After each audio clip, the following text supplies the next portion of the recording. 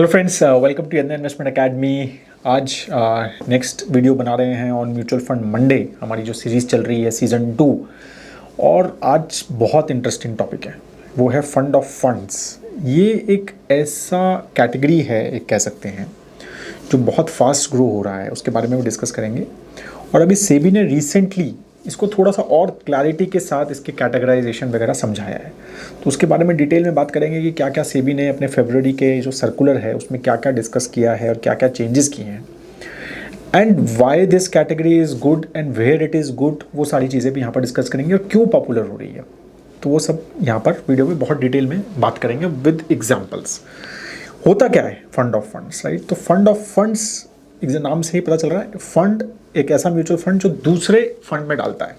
ठीक है, तो ये एक ऐसे फंड्स होते हैं जो डायरेक्ट स्टॉक्स नहीं खरीदते, डायरेक्ट कोई कॉर्पोरेट बॉन्ड नहीं खरीदते, डायरेक्ट कोई रीट्स नहीं खरीदते, ठीक है, डायरेक्ट गोल्ड, फिजिकल गोल्ड नहीं खरीदते, या कोई गोल्ड का फ्यूचर नहीं खरीदते। ये क्या करते हैं, ये दूसरे फंड में इन्वेस्ट करते हैं। वो ETF भी हो सकता है, या तो ये ETF में इन्वेस्ट करेंगे, या ये कोई नॉर्मल म्यूचुअल फंड में इन्वेस्ट कर देंगे किसी और फंड में। तो ये फंड ऑफ फंड्स है, ठीक है, और ये प्योर फंड ऑफ फंड है, इसमें मिक्स नहीं होता। ठीक है, तो ऐसा नहीं है कि थोड़ा सा भाई स्टॉक ले लिए और थोड़ा सा फंड, वैसा नहीं।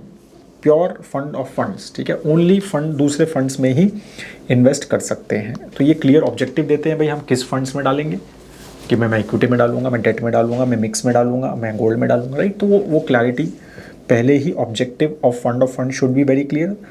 ठीक है, तो उस हिसाब से ये चीज़ें, और उसके हिसाब से ही सेबी ने अलग अलग एक्सपेंस रेशियोज वगैरह इनके डिफाइन किए, और ये पूरी कैटेगराइजेशन कि किस में कौन सा फंड इन्वेस्ट कर सकता है वो बहुत ही क्लियरली अभी फरवरी के सर्कुलर में सेबी ने डिफाइन किया है। तो अब कहोगे ये फंड ऑफ फंड की ज़रूरत क्या है?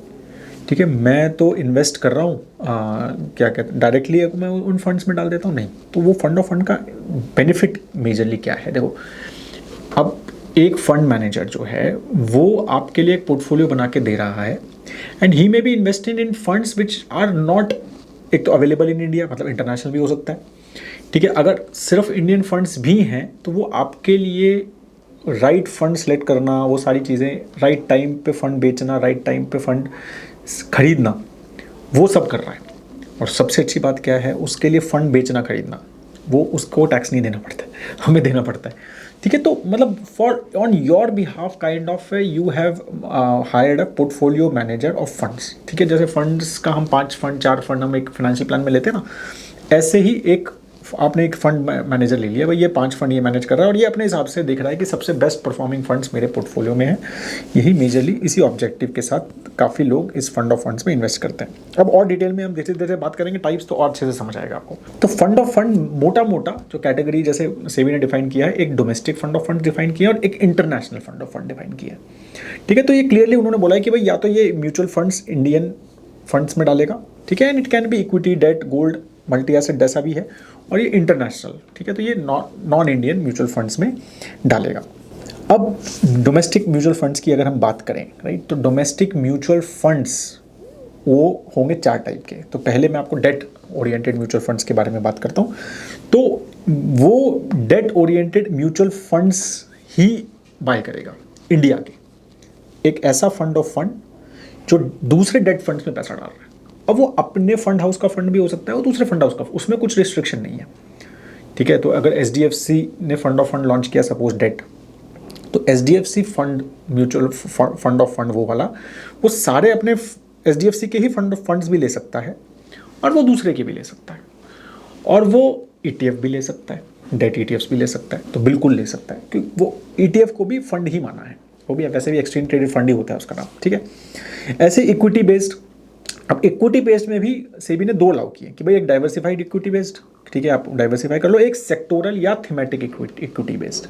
ठीक है, तो अब डाइवर्सिफाइड मतलब वेरिएड कैप है, मतलब उसमें मल्टी एस कैप हो सकता है, इस लार्ज एंड मिड कैप, जैसे भी आपको करना है, बट आप म्यूचुअल फंड्स में डाल रहे हो वो ध्यान रखना है। तो मैंने एक लार्ज कैप ले लिया, एक मिड कैप ले लिया, और मैंने बोला कि भाई large and mid cap fund of fund है। ठीक है, मतलब जैसे मैं एग्जाम्पल बता रहा हूँ। ठीक है, तो ऐसा भी आप फंड ऑफ फंड बना सकते हैं। या मैंने एक मल्टी कैप ले लिया कि मैंने सपोज 2 या 3 लार्ज कैप फंड ले लिए, ठीक है, 2 स्मॉल कैप, 2 मिड कैप, तो उस हिसाब से मैं 25 और 25% कुछ बाकियों में डाल के उस हिसाब से मैंने एक multi cap fund of fund भी बना दिया। तो ऐसा भी किया जा सकता है।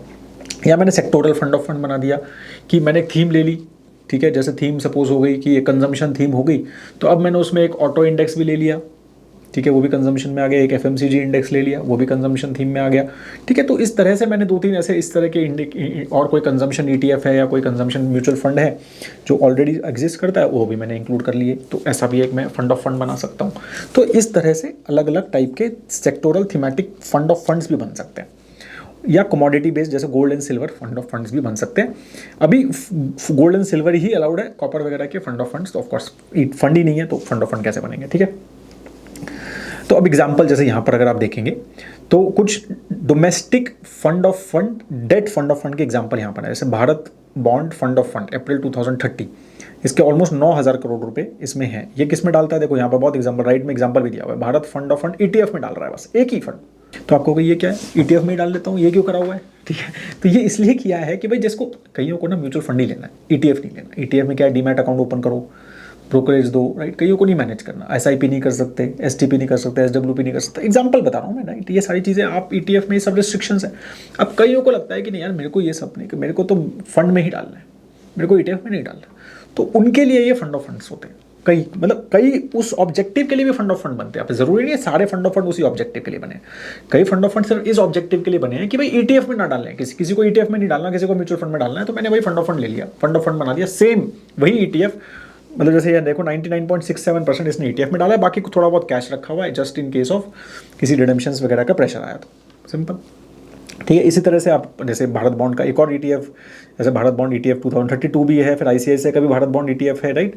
तो अगर आप देखेंगे तो काफ़ी सारे इस तरह के भारत बॉन्ड ईटीएफ्स वगैरह हैं। फिर एक ICICI pro diversified debt strategy active fund of fund है, अभी एक्टिव है, मतलब इसमें मल्टीपल डेट फंड्स होंगे, ठीक है, और ये एक्टिवली मैनेज हो रहा है। इसके 100 करोड़ का छोटा है बट उस हिसाब से, ठीक है। तो इस हिसाब से fund of fund has been manage. तो दीज आर डेट फंड्स के कुछ एग्जाम्पल है, सबसे बड़ा जो हमने बताया वही है। फिर सेकंड है domestic equity fund of funds. अच्छा, ये भी बहुत कोई बड़ी कैटेगरी नहीं है। इंटरेस्टिंगली फंड ऑफ फंड में सबसे बड़ी कैटेगरी हाइब्रिड है, ठीक है, वो बात करूँगा मैं, ठीक है। तो ऑल कैप एक्टिव, जैसे ये एचडीएफसी का equity all cap active fund of fund, ठीक है। तो ऑल कैप मतलब कि भाई हर टाइप का कोई भी कैप में इन्वेस्ट कर सकता है, फ्लेक्सी टाइप कहने को, राइट। तो डाइवर्सिफाइड है, 2,000 करोड़ का ईयूएम मैनेज कर रहा है, और एक उसका एग्जांपल भी दिया हुआ है। कहाँ डाला है इसने, HDFC diversified equity all active fund of fund ने कहाँ डाला, इसने एचडीएफसी लार्ज कैप में 33% डाला हुआ है, एचडीएफसी फ्लेक्सी कैप में 23% डाला हुआ है, HDFC large and mid cap में 16% डाला हुआ है, एचडीएफसी स्मॉल कैप में 13% डाला हुआ है, एचडीएफसी मल्टी कैप में, तो ये करा हुआ है। अब बिल्कुल ये देख के आप कहोगे कि यार पता नहीं मैं करूँगा या नहीं करूँगा, एक ही फंड हाउस के सारे फंड्स मैंने ले लिए, क्या सेंस है क्या नहीं है। बिल्कुल मैं यही कह रहा हूँ कि दीज आर द थिंग्स, इसके बहुत सारे क्वेश्चन मार्क। अब ये फंड ऑफ फंड उन्होंने किस ऑब्जेक्टिव से बनाया है, वी हैव टू अंडरस्टैंड। मैंने बहुत डिटेल में नहीं पढ़ा है, बट कोई हो सकता है कि कोई पर्टिकुलर कॉर्पोरेट हो, कोई बड़ा क्लाइंट हो जिसको इस तरह का फंड ऑफ फंड चाहिए कि भाई मेरे को सिंपल करना है, मेरे को एक साथ 5 आपके जो 5 बेस्ट फंड है वो डाल दो, उनमें एलोकेशन दे दो और मैं उसमें डाल दूंगा एक साथ। बिल्कुल हो सकता है ये भी। या कईयों को क्या है कि यार मेरे को ऑपरेशनल हैसल चाहिए नहीं ना, ये 5 आपके बहुत अच्छे फंड हैं, 5 बहुत अच्छा कर रहे हैं, एक बास्केट में डाल दो, फंड ऑफ फंड बना दो और मैं एसआईपी करता रहूँगा इसी में, राइट। तो मेरे लिए एक ही एसआईपी हो रही है, मेरे को मल्टीपल एसआईपीज नहीं करनी। तो ये इस तरह से चीज़ें होती हैं, ठीक है। बाकी Nifty next 50 junior 20 fund of fund है जैसे निप्पो का, तो निप्पो ने क्या किया हुआ भाई, अपना 20 निफ्टी जूनियर 20 है ना, उसका फंड ऑफ फंड बनाया कि उसको किसी को उसमें डालना है, उस ईटीएफ में, बट ईटीएफ मतलब डीमैट अकाउंट नहीं खोलना, तो वो ऐसे ही आईसीआईसीआई का भी all cap active fund of fund है, वो भी एक्टिव है। फिर strategy metal and energy equity, तो सेक्टर फंड भी है आईसीआईसीआई का, right, metal and energy equity fund of fund, ठीक है। तो इस तरह से ये equity oriented fund of funds के कुछ एग्जाम्पल्स हैं। अब गोल्ड फंड ऑफ फंड तो बहुत नॉर्मल है कि भाई गोल्ड ईटीएफ्स ही जैसे बहुत चलते हैं, तो किसी को अब ईटीएफ में नहीं डालना, अगेन वो majorly gold fund of fund में डालता है। तो SBI gold fund of fund है, HDFC gold ETF fund of fund है। तो ये सारे मतलब मोस्टली जो गोल्ड फंड्स होते हैं वो actually they are fund of funds, they invest in gold ETF of the same fund. तो HDFC gold fund of fund will invest in HDFC gold ETF, Nippon gold savings fund will invest in gold Nippon 20, मतलब gold 20। तो वैसा ही रहता है वो, this is what you can see also. अब है जो मेजर कैटेगरी है जिसमें सबसे ज़्यादा फंड ऑफ फंड पॉपुलर हो रहे हैं, वो है हाइब्रिड फंड ऑफ फंड्स। अब इसमें जो है वो मल्टीपल ऑप्शन अब सेबी ने डिफाइन कर दिए। उन्होंने कहा कि भाई जैसे एग्रेसिव हाइब्रिड फंड होता है, ऐसे aggressive hybrid fund of fund भी क्रिएट कर सकते हो आप, कि 65 से 85% इक्विटी फंड लो, ठीक है। और 20 से 35% आप मिनिमम 20% तो लेना है, 20 से 35% आप डेट फंड लो। तो ये डिफाइन किया। ये अब aggressive hybrid fund of fund हो गया। ऐसे कंजर्वेटिव हाइब्रिड भी सेम, जैसे 10 to 25% कर दिया और 75% से 90%। सिमिलरली जो कंजर्वेटिव हाइब्रिड फंड्स होते हैं वैसा ही इन्होंने fund of fund. Income plus arbitrage, ये बहुत फेमस हो रहे हैं। ये क्या करते हैं, 65% डेट, 35% आर्बिट्राज में डालते हैं। ठीक है, अप टू 65% डेट और बाकी आर्बिट्राज में डाल सकते हैं। डेट को कम भी कर सकते हैं थोड़ा, बट 35% का मिनिमम आर्बिट्राज लेना ही है। तो इनकम प्लस आर्बिट्राज के ऊपर मैंने एक सेपरेट वीडियो भी बनाया था, तो आप देख सकते हैं इनकम प्लस आर्बिट्राज क्या होता है। इसका आपको टैक्स बेनिफिट 2 ईयर्स के बाद 12.5% टैक्स हो जाता है, क्योंकि इसमें 35% इक्विटी हो गया ना एक तरह से। Arbitrage is like equity taxation perspective से, बट ये होता है actually these are like debt funds. मतलब इनकम प्लस आर्बिट्राज ये कहने को हाइब्रिड है, बट ये डेट फंड की तरह ही काम करते हैं। मतलब डेट टाइप के इनकी वोलेटिलिटी होती है, ये उसी तरह से ही काम करते हैं। फिर हाइब्रिड फंड ऑफ फंड में और multi asset allocation fund of fund, ये बहुत फेमस हो रहे हैं। देखिए, इक्विटी, डेट और कमोडिटी बेस्ड 10% अपना मिनिमम इन्वेस्टमेंट करना है, वही मल्टी एसेट फंड जैसा है सेम, बट ये फंड ऑफ फंड है। ठीक है, dynamic asset allocation fund of fund. फिर invest in equity debt scheme manage dynamically, जैसे डायनेमिक एसेट एलोकेशन फंड है कि आप कितना भी करना है, कितना भी इक्विटी में डालो, कितना भी डेट में डालो, बैलेंस एडवांटेज टाइप वैसा। ठीक है, तो ये हमारे 5 हाइब्रिड फंड ऑफ फंड की कैटेगरीज है। ठीक है, अब इसमें एग्जांपल देख लेते हैं। जैसे मैंने बताया ये थोड़ी बड़ी फेमस कैटेगरीज हैं, जैसे ICICI Pru dynamic asset allocation active fund of fund है ये। ठीक है, तो डायनामिकली एसेट एलोकेशन मतलब बैलेंस एडवांटेज टाइप, बट ये फंड ऑफ फंड में कर रहा है। ये डायरेक्ट स्टॉक्स नहीं खरीद रहा, डायरेक्ट डेट नहीं खरीद रहा। इसके 26,000 करोड़ का एसेट अंडर मैनेजमेंट। ठीक है, फिर aggressive hybrid active fund of fund भी है, तो वो 8,000 करोड़। फिर income plus arbitrage omni income plus arbitrage Kotak का है 7,600, जो मैंने बताया था, ये बहुत फेमस हो रही है कैटेगरी। फिर ऐसे आईसीआईसीआई का भी है, एचडीएफसी का भी है, HDFC multi asset active fund of fund भी है। तो ये सारे फंड ऑफ फंड्स, तो इसीलिए ये हाइब्रिड में ये कैटेगरी मतलब फंड ऑफ फंड्स जो हैं वो काफ़ी पॉपुलर हो रहे हैं, क्योंकि उसमें क्या होता है ना कि आपके लिए flexibility as a fund manager ज़्यादा होती है कि भाई कितना डेट लेना है, कितना एक्टिव लेना है, rather then buying and selling stocks and managing those things, right. तो मैंने फंड ही ले लिया और इजीली मैनेज कर लिया, राइट। तो वो आप वहाँ पे प्ले आउट कर सकते हैं, राइट। कैश कॉल्स ले सकते हैं, राइट टाइम पे आप एलोकेशन ज़्यादा ले सकते हैं। तो वो सारा फंड मैनेजर के लिए भी ईजी होता है, और फंड हमारे लिए मतलब जैसे इन्वेस्टर के लिए भी ये ऑप्शन अच्छा रहता है कि भाई फंड मैनेजर जो है वो सिर्फ एलोकेशन कॉल्स ले रहा है या सेक्टर कॉल्स ले रहा है, राइट, रादर देन कि गोइंग इनटू कि भाई मेरे को कौन सा स्टॉक लेना है, कौन सा फंड लेना है, राइट। तो अब जैसे आप ICICI Pru dynamic asset allocation fund का देखो आपकी क्या क्या है इसके पास। करंटली 60% उसके पास करंटली इक्विटी है, ठीक है, और उसमें से 11% वैल्यू फंड है आईसीआईसीआई का ही। फिर large and mid cap fund है 6.5% भर के, मतलब बहुत सारे उसने आईसीआईसीआई के, उसने भारत कंजम्पशन फंड भी लिया हुआ है, उसने Bharat export and services fund भी लिया हुआ है, राइट। और फिर बाकी 37% उसके बाद डेट फंड है, वो भी उसने all season bond fund, savings fund, short term fund, वो भी उसने अच्छा खासा डाइवर्सिफाई किया हुआ है। अब यहाँ पर मेन क्या है, why we are doing this, why investor is investing in it, majorly for the allocation, कि 60% अभी इक्विटी एलोकेशन लिया है ना उसने। अगर ये 70 लेता है वो मतलब मार्केट के हिसाब से 60 से लेकर 70 भी जा सकता है, 80 भी जा सकता है, 50 भी जा सकता है। तो वो मेजरली उसके लिए, उस एक्सपर्टीज़ के लिए यहाँ पर पैसा इन्वेस्ट कर सकता है, ठीक है। तो ये है फंड ऑफ फंड।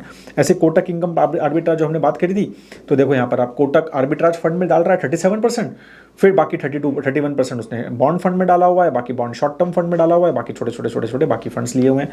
तो वही है 35-36% उसने आर्बिट्राज फंड में डाल के रखा हुआ है। और मेजरली वही है कि भाई उसको हमें इनकम प्लस आर्बिट्राज का टैक्स बेनिफिशियन के हिसाब से, जो कैटेगरी के हिसाब से हमने इनकम प्लस आर्बिट्राज फंड बना दिया कोटक ने उसको, ठीक है। तो that is also doing well, अच्छा खासा ईवीएम क्रिएट हो रहा है उसमें, ठीक है। अब थर्ड जो बड़ी कैटेगरी है जो हमने हो गई डेट, फोर्थ एक्चुअली डेट हो गया, इक्विटी हो गया, हाइब्रिड हो गया, अब इंटरनेशनल। तो इंटरनेशनल में कंट्री स्पेसिफिक डेट मतलब international funds can be launched, thematic sector based international funds can be launched as well, और रीजन स्पेसिफिक भी लॉन्च कर सकते हैं। और रीजन इन्होंने सेबी ने ऑलरेडी समझाया कि आसियान रीजन हो सकता है, यूरोप हो सकता है, एशिया हो सकता है, एशिया पैसिफिक हो सकता है, Africa, middle east, north America, south America और ओशनिया, ऑस्ट्रेलिया, बस ये 9 ही रीजन हो सकते हैं। ऐसा नहीं अपने हिसाब से कुछ भी रीजन बना दो, ठीक है। तो वैसे वो भी समझाया हुआ है। फिर डेट फंड भी हो सकते हैं इंटरनेशनल, ठीक है, कंट्री स्पेसिफिक डेट फंड भी हो सकते हैं और रीजन स्पेसिफिक डेट फंड भी हो सकते हैं, ठीक है। तो इंटरनेशनल में भी डेट और इक्विटी की अलग अलग कैटेगरीज समझाई हुई हैं, ठीक है। तो डेट फंड ऑलरेडी इंटरनेशनल में हैं, जैसे US treasury 310 year bond ETF passive fund of fund, अभी पैसिव है तो मतलब दूसरे पैसिव ईटीएफ्स में इसने पैसा डाला हुआ है, कंट्री स्पेसिफिक है, यूएस स्पेसिफिक है। ठीक है, ऐसे बंधन ने भी 0 to 1 specific debt passive fund of fund US treasury के 0 to 1 ईयर्स के फंड लिए हुए हैं। ठीक है, तो वो भी डाला हुआ है। फिर ऐसे तो 1 to 3 का भी लिया हुआ है। फिर डीएसपी ने भी यूएस स्पेसिफिक डेट, तो ये कंट्री स्पेसिफिक यूएस के date funds, fund of funds create किए हुए हैं वेरियस फंड हाउसेस ने। ज़्यादा यूएम नहीं है बट क्रिएट किए हुए हैं, ऑप्शंस हैं। तो अब यहाँ पर हम यहाँ बैठे, अब इंडियन इन्वेस्टर को वो लेना है तो उसके लिए बहुत मुश्किल है ना। स्पेशली इंटरनेशनल में तो क्लियर बेनिफिट है। हम कैसे अब कहाँ वो डीमैट अकाउंट मतलब ग्लोबल अकाउंट खोलो, ये करो वो करो, तो यहाँ से आप इजीली ले सकते हो। बट यस, रिस्ट्रिक्शंस हैं आरबीआई की, तो ज़्यादा काफ़ी सारे फंड्स तो बंद हैं। Motilal Oswal Nasdaq 100 fund of fund है। जैसे अब ये क्या है, नैस्डैक 100 ETF उसने बाई किया हुआ है। ठीक है, Franklin US opportunities equity active fund of fund. अच्छा, ये एक्टिव है, ये खुद मैनेज कर रहा है। ठीक है, तो इसने मल्टीपल होंगे तो ये खुद मैनेज कर रहा है। तो ये कंट्री स्पेसिफिक 4400 करोड़ का इसके पास है। ठीक है, तो पैसिव भी है इसमें, एक्टिव भी है। यूएस का जैसे Edelweiss US technology equity fund of fund है, ये इक्विटी फंड ऑफ फंड है, राइट। तो ये भी इक्विटी बेस पे कर रहा है। बट ऐसे कोटक का US specific equity passive fund of fund है, तो सिर्फ ग्लोबल ईटीएफ में, पैसिव ईटीएफ्स में ही पैसा डाल रहा है, एक्टिव नहीं कर रहा उसको मैनेज, मतलब एक्टिव फंड्स में नहीं डाल रहा, सिर्फ पैसिव। जो पैसिव लिखा है वो सिर्फ पैसिव फंड में ही डालेगा, जो एक्टिव लिखा है वो सिर्फ एक्टिव में ही डालेगा। ठीक है, और जो ओमनी लिखा है वो दोनों में डाल सकता है। तो मैं आगे और बताएंगे थोड़ा सा इसके बारे में। ठीक है, तो these are big funds, but again ये सारी काफ़ी सारे रिस्ट्रिक्टेड हैं, काफ़ी सारे पैसे इन फंड्स में पैसा अलाउड नहीं है बिकॉज सेबी की लिमिट रीच हो गई है, सॉरी आरबीआई की, and new money is not allowed in this. जिसका है उसका इन्वेस्टेड है, बाकी अभी गिफ्ट सिटी वगैरह से ऑप्शंस क्रिएट हो रहे हैं। तो जैसे यहाँ पर एग्जांपल है, हमने डाला हुआ है for the Franklin US opportunities fund का, तो उसने मतलब वो फ्रैंकलिन का यूएस अपॉर्चुनिटीज़ फंड क्लास 1 जो ETF है वो खरीद के रखा हुआ है। 98.88% वही है, बाकी 1% कैश है। That's how it has done. ठीक है, तो बेसिकली अगर हम देखें राइट कि हाउ फंड का जो कैटेगराइजेशन है उसमें एक और नया कैटेगरी जो फंड जो सेबी ने ऐड किया है फरवरी में, जिसका अभी तक कोई फंड नहीं है मेरे हिसाब से, वो है डोमेस्टिक एंड ओवरसीज फंड। मतलब वो डोमेस्टिक में भी डाल सकता है, वो ओवरसीज में भी डाल सकता है, लेकिन इसमें लिमिट है कि 35% मिनिमम डोमेस्टिक डालना है, 35% मिनिमम ग्लोबल डालना है, राइट। रेस्ट आप जो करना है करो। और इसमें भी factors like momentum and quality नहीं डाल सकते। अच्छा, इक्विटी में भी है ये चीज़ कि factors like momentum and quality वगैरह के फैक्टर्स के बेसिस पे फंड ऑफ फंड नहीं कर सकते क्रिएट। ये इंटरेस्टिंग चीज़ है। ठीक है, तो वो से भी कह रहा है भाई उसका तो फंड ही निकालो, ये फंड ऑफ फंड नहीं चलेगा फैक्टर बेस पे। ठीक है, तो अब ये इंटरेस्टिंग कैटेगरी रहेगी ना। किसी को अब इक्विटी, भाई मुझे ग्लोबल इक्विटी में भी डालना है, डोमेस्टिक इक्विटी में भी डालना है, राइट, और बाकी मतलब वो उसके हिसाब से कॉल लेनी है। तो ये एक अच्छी कैटेगरी, इंटरेस्टिंग कैटेगरी लॉन्च हुई है। लेकिन लॉन्च तो हो गई, बट डालेंगे कैसे, अलाउड तो है ही नहीं।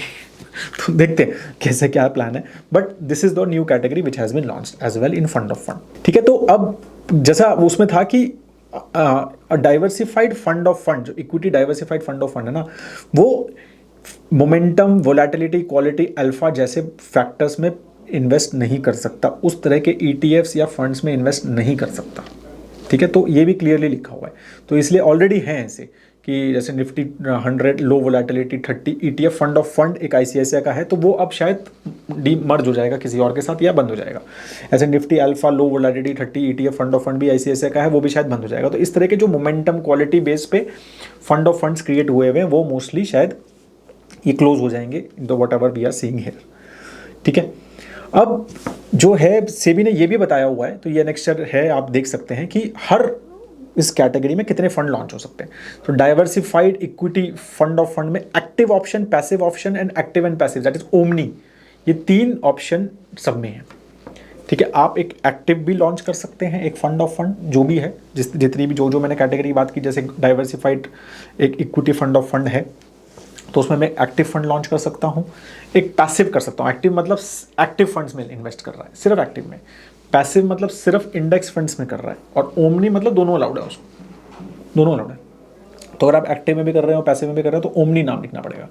एक्टिव ही कर रहे हैं सिर्फ, तो एक्टिव लिखना पड़ेगा। पैसिव ही कर रहे हैं तो पैसिव लिखना पड़ेगा। और हर कैटेगरी में, ठीक है, तो जैसे डाइवर्सिफाइड फंड ऑफ फंड है, तो मतलब लार्ज एंड मिड कैप भी कर सको, मल्टी कैप, फ्लेक्सी कैप, जो भी आपको करना है इसमें करो। तो 2 फंड एक्टिव अलाउड हैं, 2 पैसिव अलाउड हैं, और 2 active and passive omni allowed हैं। ठीक है, as per equity fund of fund में। ऐसे सेक्टोरियल में भी 1 स्कीम पर सेक्टर अलाउड है। ठीक है, मल्टी सेक्टर भी एक स्कीम निकाली जा सकती है। ठीक है, तो वो भी अलाउड है। डेट ओरिएंटेड में भी 2 हैं। फिर हाइब्रिड फंड ऑफ फंड में एग्रेसिव एक तीनों में है। तो मतलब इसलिए सब ऑप्शंस दिए हुए हैं कि भाई हर फंड हाउस एक कैटेगरी में कितने फंड लॉन्च कर सकता है। तो एक कैटेगरी में या तो एक कर सकता है, तो बट तीनों में कर सकता है, एक एक्टिव में, एक पैसिव में, एक ओमनी में, तीनों में वो एक फंड वो लॉन्च कर सकता है। तो दैट इज वेरी इंटरेस्टिंग। ठीक है, तो अगर हम देखें राइट कि मैंने जैसे बताया आपको कि ये जो फंड, ये जो कैटेगरी है ना, ये बहुत फेमस हो रही है राइट।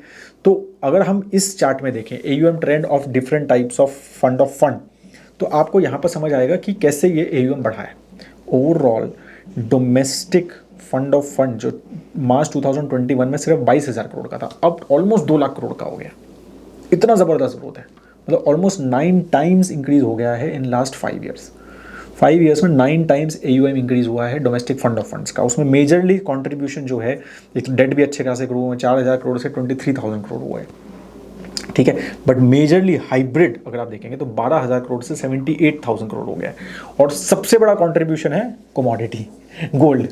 ठीक है, तो 5,000 करोड़ से 88,000 करोड़ के फंड ऑफ फंड्स राइट। तो बहुत ज़्यादा गोल्ड में इन्वेस्ट ऑफ कोर्स हुआ ही है, और वो तो मार्केट भी, मतलब गोल्ड ने भागा भी है, तो वो सबसे ज़्यादा वहाँ पर इंक्रीज हुआ है, बट ज़बरदस्त ग्रोथ। ऐसे इंटरनेशनल में आप देखेंगे 13,000 से 47,000, तो it has become a serious category. तो ओवरऑल अगर आप देखो 36,000 करोड़ से 2,44,000 crore now fund of fund इस कैटेगरी में इन्वेस्टमेंट हो रहा है। तो ये काफ़ी पॉपुलर हो रही है, more and more funds are getting launch. अब तो बहुत ही क्लैरिटी सेबी ने इसमें दे दी है राइट। मुझे लगता है जुलाई या अगस्त की कुछ डेडलाइन दी है कि इस कैटेगराइजेशन के हिसाब से वी विल सी। तो नाम से ही हमें पता चल जाएगा। ओमनी मतलब वो वाला फंड, अब equity omni, diversified all cap equity omni हमने लिखा है।